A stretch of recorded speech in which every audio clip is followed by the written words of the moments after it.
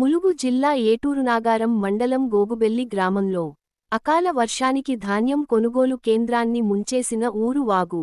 కొనుగోలు సెంటర్ల వద్ద సెంటర్ నిర్వాహకుల పర్యవేక్షణ లోపం, లోడింగ్కు సిద్ధంగా ఉన్న బస్తాలు మిల్లర్లు లోడ్ చేసుకోకపోవడమే కారణమంటున్న బాధిత రైతులు. క్వింటాకు 10 కిలోల తరుగు తీస్తేనే మిల్లర్లు లోడింగ్ తీసుకుంటామన్నారని రైతుల ఆరోపణ.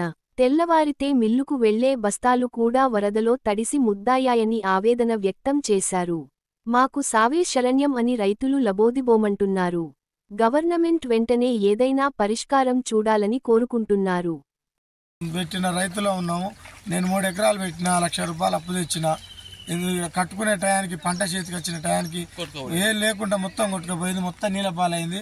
నడువుల బట్టి వరదలా మొత్తం మేము రైతులను చూసుకుంటూ అక్కడ ఏడ్చుకుంటూ ఉన్నాం. కానీ కనీసం ఏం చేసుకొని మా పంట నాపుకోలేని పరిస్థితిలో ఉంది. మేము చూసుకుంటాం, మా ధాన్యాన్ని నీళ్ళ పాలు చేసినాం. కాబట్టి దయచేసి రైతులను ఆదుకోవాలని మనస్ఫూర్తిగా సీతక్క గారిని కానీ, కలెక్టర్ గారిని కానీ, అధికారులను, జిల్లా అధికారులను, మండల అధికారులు తక్షణమే మాకు సహాయక చర్యలు చేపట్టి నష్టపరిహారాన్ని అంచనేసి మా నష్టపరిహారాన్ని మాకు ఇప్పిస్తే మేము మా భార్య పిల్లలు చదువుకొని మా అప్పులు కట్టుకునే పరిస్థితిలో ఉంటాం. లేకపోతే మాకు ఆత్మహత్యలే శరణం తప్ప ఇంకేది లేదు.